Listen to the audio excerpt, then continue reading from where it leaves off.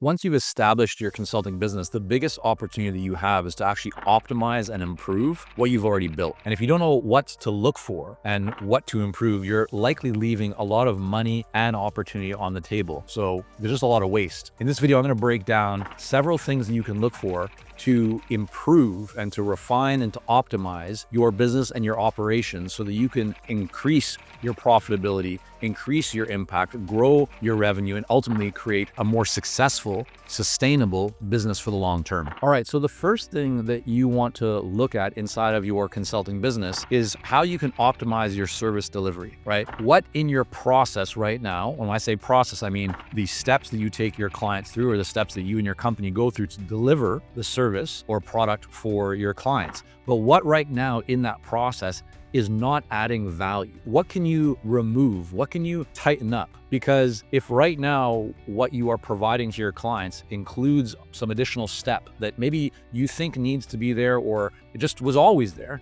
but you haven't yet looked at or questioned, what if we remove that? Or what if instead of making that take 3 weeks, it just took 1 week? How could we do that? Right? Those steps will help you to remove waste, will improve efficiency, will improve profitability. Another example is what right now in your process is very manual. And if you are doing work that is productized to any degree, if you're not, maybe you should be thinking, well, what can we productize? But any signs of ongoing manual repetitive work is an opportunity for you to standardize, to productize, or maybe even to automate, right? Is there some software that you can use to make your service delivery more efficient and more effective? We've had many examples of clients that we worked with who start off and over time, right, they develop this process, but they've never really looked at how effective is their delivery. And in some cases, they can improve the profitability of their projects by 25 to 30% or more simply by looking at what I'm sharing with you right now and starting to kind of carve a way to make the whole process more efficient and effective. Now, the second opportunity is around your team performance. Start off by kind of writing down everybody's name who's part of your team. And this can include both full-time, part-time, contract, freelancers. And then go through and ask yourself, is this player and person, right, a C player, a B player, an A player? And if you've never heard those terms before, it simply means how effective are they? How would you rate their performance? An A player is somebody that's a star, right? They don't need a lot of hand-holding. They are great at what they do. You are always in awe of their attention to detail or just the results that they can create. They are an A player, right? It should be very clear to you, like, this is an amazing person. I would be devastated. I would be really disappointed if they left my organization, right? Because they bring so much value. A B player does a good job. They know what they need to get done. They do a pretty good job at it. They're not the most consistent. It's not 100%. You're not like blown away by their work, but they do good work. They're an asset. They're valuable to the company. Again, overall, you'd say like, yeah, they are doing solid work, but they don't blow you away, right? You can clearly see a difference between an A player and a B player. And then a C player is the kind of person that really brings down the energy in the company. They will either make mistakes, so errors, right, kind of keep popping up. Culturally, it's not as great of a fit. They're different than others on your team. You can see that there's more concerns. You spend more time thinking about what is wrong with a C player than what is right with a C player. And the only reason that they might still be part of your organization is because you're too scared to make a change, or you're thinking about everything that they know that you might need to now replace. But going through and actually just giving a score to your team objectively can help you to think about who on your team needs some changes, right? There might be work that you can do with your C players to help them to become B players and later A players, or to get somebody who's a B player to an A player. It's also important because you can start to think about what makes my A players A players. What are they doing differently? What do they understand? What are they bringing to the table? What are they creating and how are they showing up? And is there a way that my A players can also actually start to help and train my B players, right? You might require also, or may be required to make some changes. And what I mean by that is that if you've taken the time to look at your team and your A players you're happy with, right? Maybe you're thinking about how can you incentivize them even more, or what do you need to do to bring on others that are like your A players? Because if you can kind of codify and identify what makes them an A player, now you know what you need to look for bringing in other A players into a similar or different roles. But let's now say that you've worked with your B players to get them to be A players and it's not working out the way that you wanted to. Well, you might think about what other training can you bring to them? whether that's internal training or external training. But let's also talk about the C players. Maybe the C players, you've made an attempt and you told them, hey, this is what isn't working right now. This is what I need you to be doing. Here's the expectations. And you set clear goals and metrics, and it's not working out. Or maybe you know that it's not going to work out. It then requires you to make some changes. Now, I'm not providing any legal, financial, or employment advice. I'll just make that disclaimer here because I don't know enough yet about your specific situation. That's the kind of stuff we work with our clients very closely on. But I will say that as a business owner, it's important that you make the changes that you need, because the moment that you do, the moment that you actually start to have a stronger team, just think about the power of your current A players and the value that they bring to your company. Now, imagine if everybody in your company was performing at that level. Or imagine if your C players all of a sudden became B+ players, right? How much more valuable would that be for you? How much more would get done? How would your engagements be more successful with clients? Or would your marketing be more effective? Or would your sales be better off? Would you be able to take that holiday that you've been thinking about for so long, but you haven't actually pulled the trigger on? So don't be afraid to make changes. You want to, like any effective sports team, there's going to be people that don't make the cut. There's going to be people that need to be removed. And letting somebody go from your company is not a bad thing. It actually can be a very good thing. It's good for you because you get to replace that person with somebody who's a better fit. But the person that's on your team right now that is a C player, they're likely also not in the right place. It doesn't mean there's something wrong with them. It doesn't mean that they're not good at what they do. It simply means there's not a good fit or good role alignment right now. And so by you encouraging them or showing them how they can go off and find a better role for them, they now get to step in and find, hopefully, a role that does align much better with who they are and what they want to create, and they can be better at that. So this is a process you want to go through, right? You want to think about what can you do to train your people. How can you support them to be more effective and to create greater value and find that true role alignment? Part of that is setting very clear expectations with your team about what does success look like in your specific role. What metrics are you responsible for, and making sure that they know what they need to do to achieve those results. But if you've gone through all that training and you're still not getting the results that you want, then you likely need to start thinking about making some changes. All right, now the third area that we're going to talk about here to optimize your operations is around your sales process. So you want to look at what isn't working well in your current sales process, right? Map out every step that you go through from buyer to somebody becoming a paying client, and ask yourself and look at what is working and what isn't working right now. Challenge yourself to figure out, how can we shorten our sales cycle? What parts right now are taking longer, right? Is it when we send a proposal? Is it when we're in between booking meetings to move things forward before the proposal, right? Is it scheduling related? Is there just something in that process where things break down and we end up spending a week or 2 weeks just trying to schedule the next meeting, right? What isn't working? Is it that you're dealing with a whole bunch of kind of the same objections over and over, right? Or the same kinds of questions keep coming up and you haven't maybe yet documented or captured that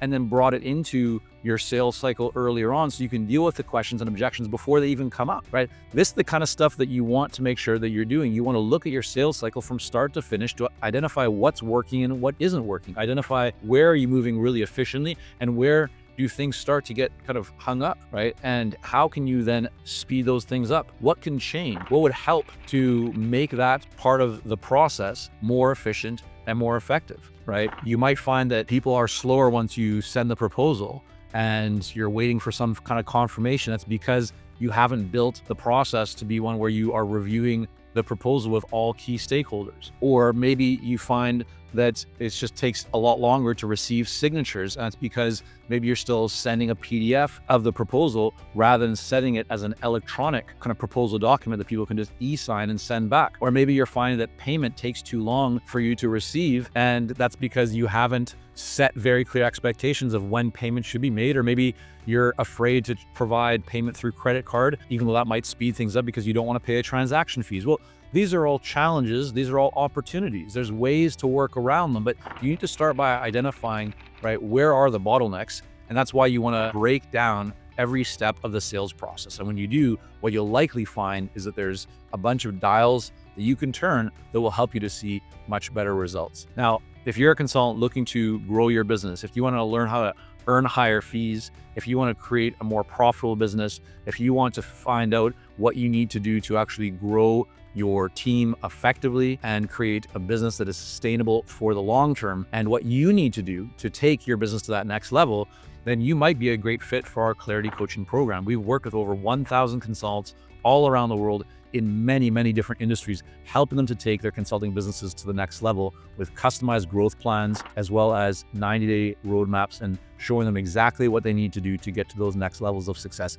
If that sounds like something that you're interested in learning more about to finally break free and reach that next level and not spin your wheels, wasting time and money, then click on the link below this video here or somewhere around this page to learn more, schedule a call, get in touch, and we'd be very happy to speak with you about your specific situation and see if Clarity Coaching Program is a good fit to help you to take things to that next level. All right, so let's talk about 2 more very specific things that you can do to optimize the performance of your business. The fourth is your pricing strategy. So you want to ask yourself and look at how can you optimize your fees? And maybe it's that you're still using hourly fees. Maybe you're doing time and materials based billing instead of thinking about how you can switch to more value-based fees, right? Or maybe it's that right now, the majority of the work that you're doing is still very custom and you haven't yet done a deep dive into how you can productize and standardize aspects of your delivery. And when you do that, you can actually become much more efficient and effective at delivering the work. And therefore, right, you're making your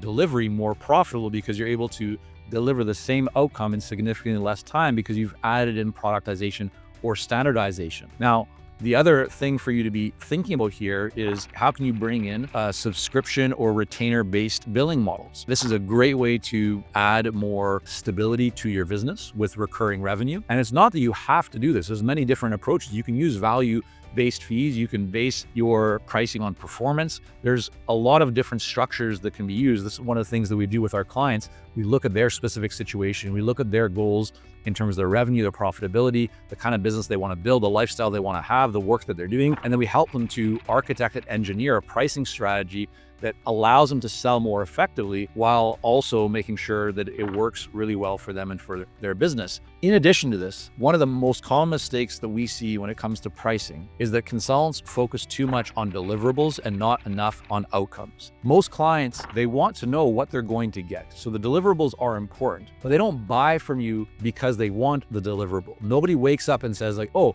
I can't wait to just have that workshop, or I can't wait to get that report. They want the report, they want the workshop, but there's a reason why they want them, right? And it's not the report itself, it's what the report will allow them to do or show them or tell them, right? It's the outcome or the result that they desire, right? So if they have a workshop and the workshop helps their team to perform more effectively or more efficiently, and they're more productive, and that means that they can now grow the business and generate more revenue and more profitability. That's what they want. It's not the actual 1-day workshop or 3-day workshop, or right. That's not what they care about.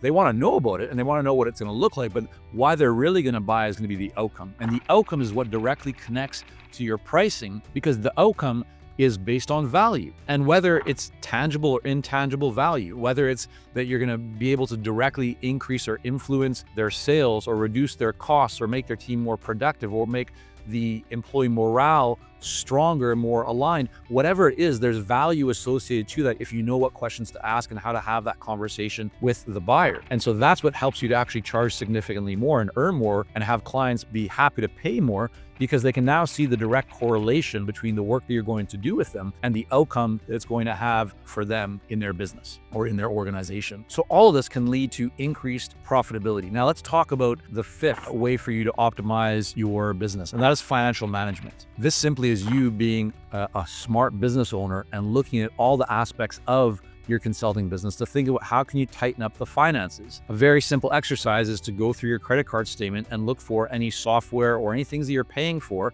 that aren't creating value, aren't adding additional value for you and for your business, and look at getting rid of those things. Also ask yourself, do you have strong bookkeeping and accounting in your business right now? If you don't have a great accountant, you should be going and get one, right? If you don't have somebody doing your books for you, you probably should be doing that, because the time that it would take you to do those things means that's time taken away from you actually working on growing your business. But the other part is that a real bookkeeper, right, a true accountant, will have skills, knowledge, expertise that you don't. And so let them focus on where they can create the most value while you get to stay focused on where you create the most value inside of your business. Another question to ask yourself is, do you understand where your profits and costs are actually coming from? What can you adjust? If you understand that a certain type of work, a certain deliverable, a certain type of client or stage of client is where the majority of your profits come from, you can now take steps to do more work with that specific segment. Likewise, if you see that certain projects tend to be less profitable or there's a lot